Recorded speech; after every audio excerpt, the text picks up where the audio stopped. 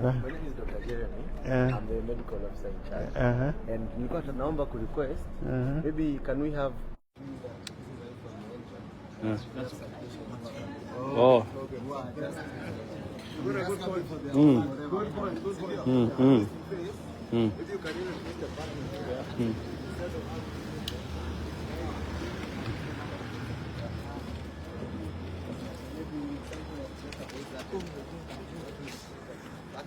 Yuko sawa. Hata tuko tumesahau kaka.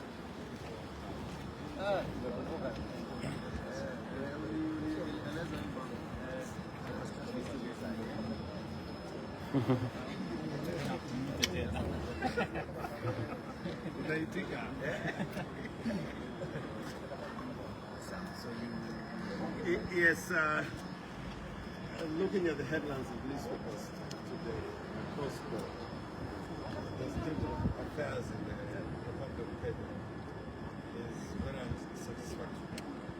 When it comes to abduction, extrajudicial killing, missing persons, and forced disappearances, these are things that we thought under the new constitutional dispensation we may not be able to deal with them because we have a more caring society. But this is a face of the Ruto government. If you want to know what, how the Ruto government looks, come to this house and let us get this traumatized, abducted, robbed, at a location here in hospital. And now, 3 or 4 days down the line, it's not able to talk to him, it's not able to communicate. The doctors are still doing tests, radiation and central hospital. They are modern, should I say not aggressive ways of carrying out the trial that are not observed. The experts who tell us exactly I have been saying all over here that right now undertake stop abductions, that was one of the principles points of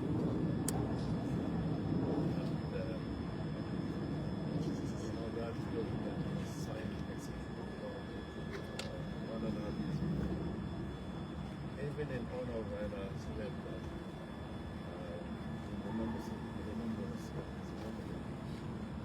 these things have still happened. That's why I continue with this work as I said, to campaign with other parties that we must bring this up what is happening. Abductions should never really happen.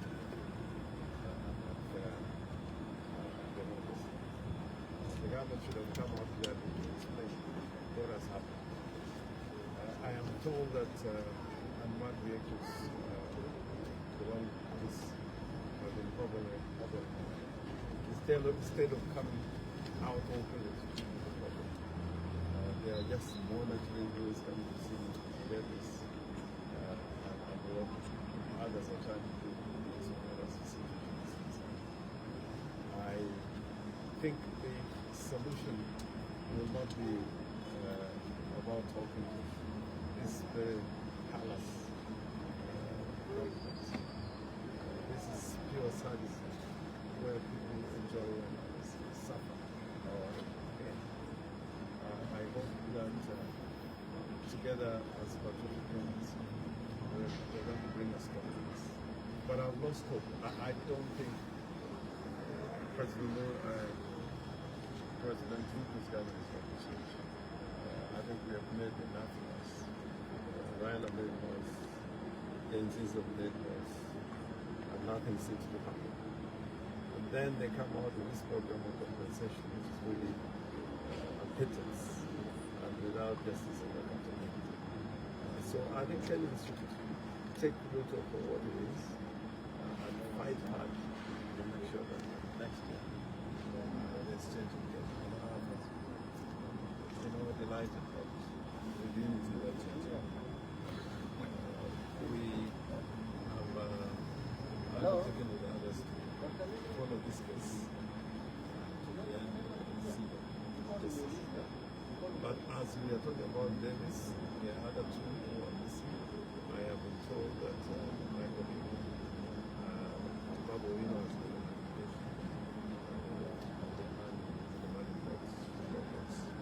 I don't know if it's an obvious purpose application, but it's an application to the possible missing. The other 5 also have been discharged, but we have to follow up their situation until to get appropriate answers. And finally, I want to say that, these conversations in the Congress is a useful. It's disastrous. It should never really happen.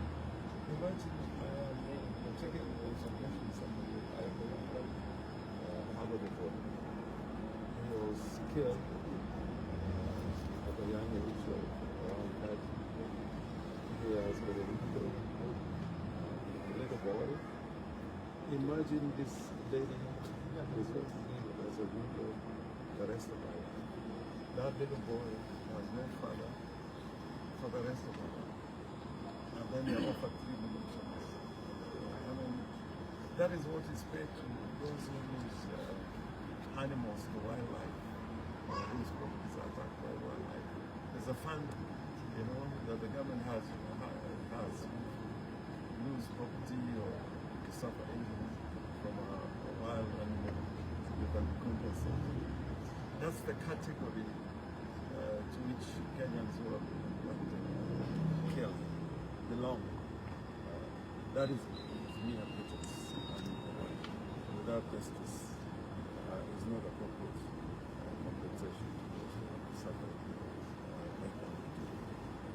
My name is Ode Francis. You said you've lost hope. What do you mean? I've lost hope in this government. Without talking to them can yield results. Somebody like Ella Mulodinga went out of his way and said, even if we restore my election, let us talk as a nation and find out who will resolve these problems. And they went into a 10-point agenda with Ruto, both of them signed, as in this election. Baruto as president, Raila as a fighter in the opposition. And they said they are going to stop abductions and extrajudicial killings, forced disappearances, many months after Raila died. And that's why I'm saying we lost hope. We don't have, and the thing is just keep on fighting until change comes. My name is Steve. What's your message to those 85 new education programs counting protesters in court, claiming that it amounts to a conflict of interest? Number 2, we saw the market of the same way being one of the last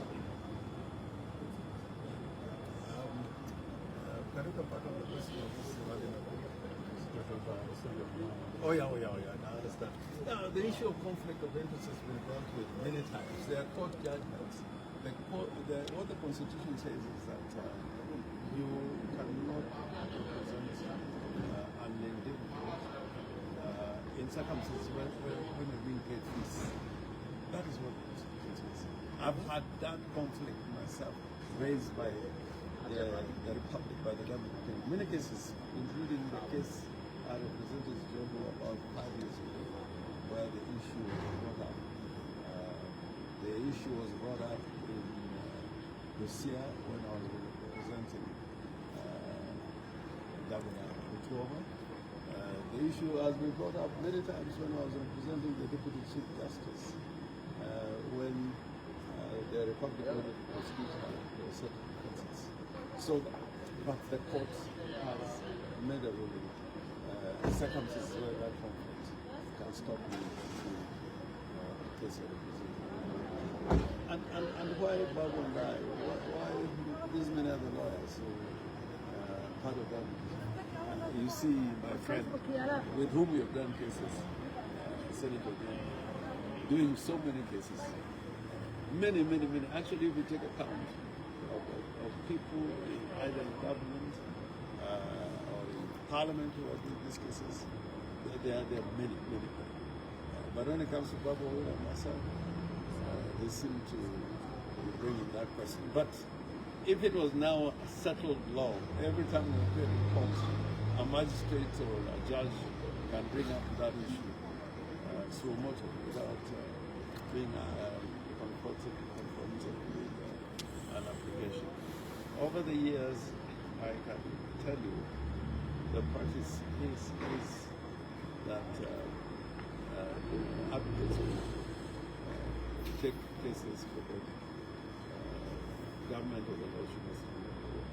They've had officials and presidents of the Law Society, Mute, Gautam, Tulakilos, members of parliament or ministers, and they were sent to do the cases. And I think it just simply ludicrous that in circumstances where people really deserve to be represented, government will be raising these issues.